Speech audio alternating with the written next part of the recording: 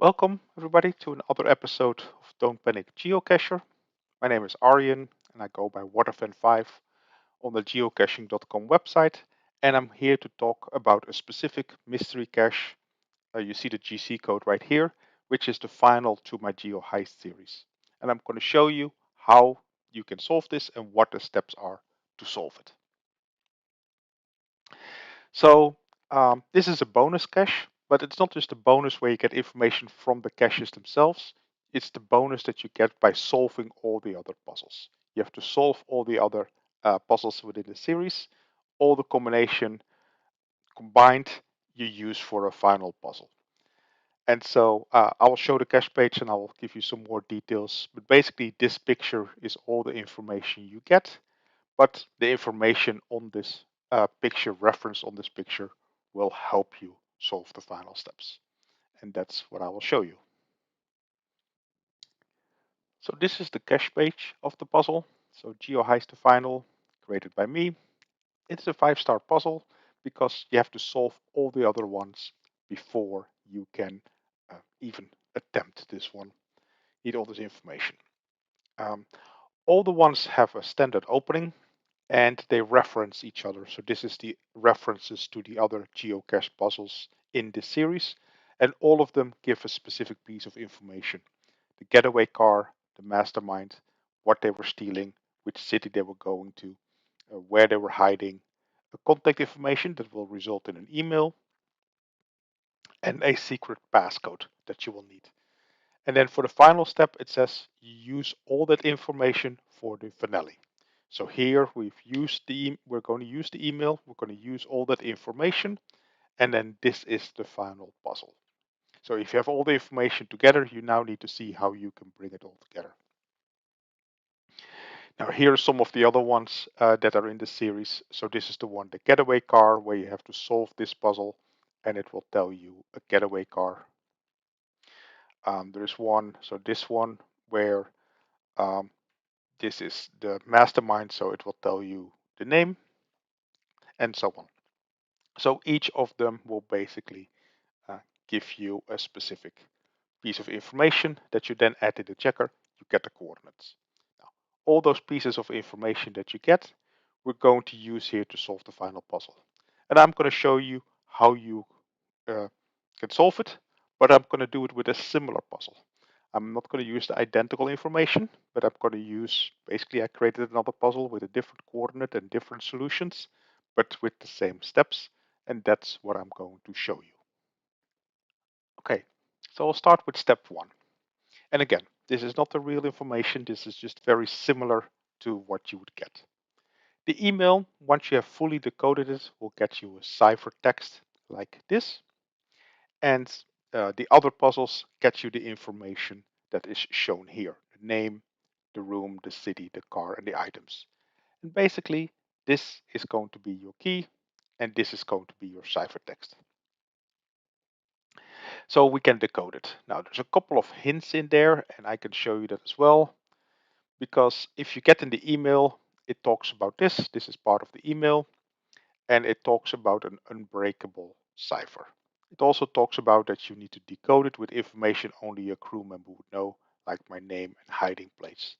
So it hints back to the things that we have, that is how you decode it, indicating that those things are the key. So we have an unbreakable cipher, we have the ciphertext and the key. Now, if you Google unbreakable cipher, you get a Vigineer or one-time pet.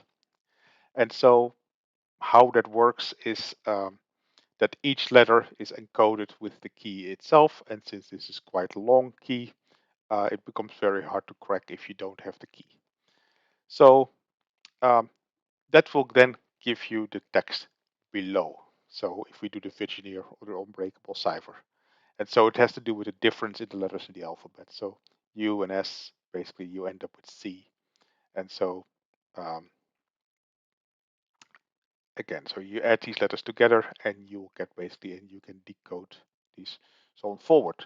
There's many tools that can do that for you. And if you look at my cipher video, I will show you more details. But for now, you just need to know it's Vigineer, it's the cipher, This was all those words, so Simon Jones, Ballroom, London, Mercedes, in the order as they were on that badge. And then once you're at the end, it just repeats again. So Simon Jones starts again. It's a key aspect of the Vigineer cipher. If you run out, that you start back at the beginning. But we now have a decoded text, and it doesn't mean very much, right? But there is a hint that we're on the right track. If you look at the text that it has been decoded, we can see that these are only letters that are in the first part of the alphabet. Only the letters A to J are used. So this is a clear hint that even though this may not be plain English, that we did something correct, because Vigineer would normally never give such a nice and neat outcome. So what do we need to do next? Because we have this ciphertext, we know that we have to use maybe some kind of key or solution or cipher or method, and at the end, of course, we're looking at the coordinates. Now, the coordinates that I created, again, fictional, nothing to do with this puzzle, is N37 and West 88. That's a random location. It doesn't mean anything. So, um, what can we see? Well, nothing yet, but there are some hints. There's a few things that you might already notice. This is a quite long, so it could potentially spell out coordinates. It would be long enough. The other thing is we're looking for a coordinate that starts with a 3, and we also have a C here at the beginning. Maybe that will help us, because the C being the third letter of the alphabet. So, unfortunately, the email and the cache page both have hints in there what needs to be done. And so this is a combination. This is again the ciphertext, and from the cache page it says, "Sure, this ties it all together." That was hinting to that you had to tie all those words together for the decoding. Maybe I should just skip this job. And so skip here is the important part. The email also has some information. The final tag may look like garbage. We are referencing this. But after decoding the code and with the right passcode index, so it has the word passcode and index in there, you will get the 14 letters that you need to find out where the loot is hidden. So 14 letters obviously referring to the coordinate that we need, right? 14 digits is a typical coordinate, or 15 in some areas. We haven't used one piece of information yet, and that is really going to be the key here, because it talks about the right passcode and index.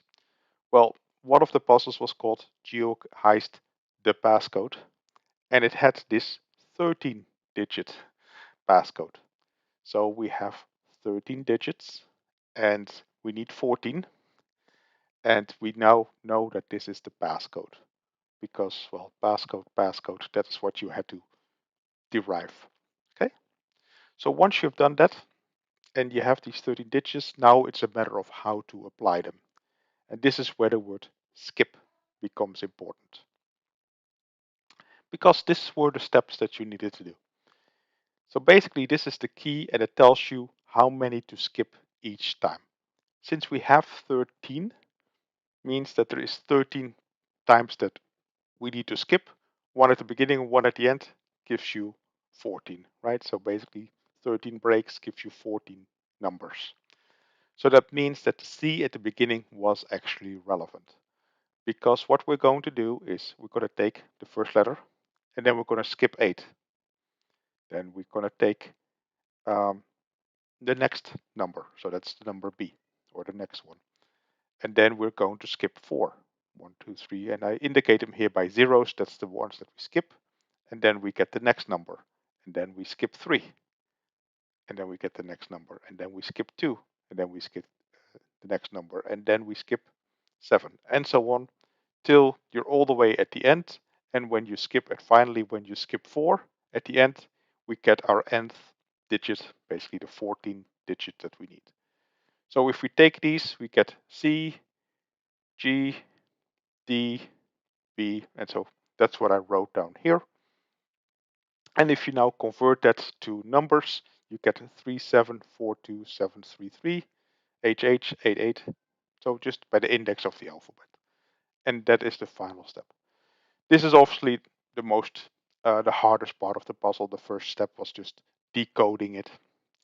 That was just done so that if you had that text and you was the only one you solved, but you hadn't solved the other ones, you still couldn't do anything with that. You truly had to solve all the puzzles to actually get to the final location.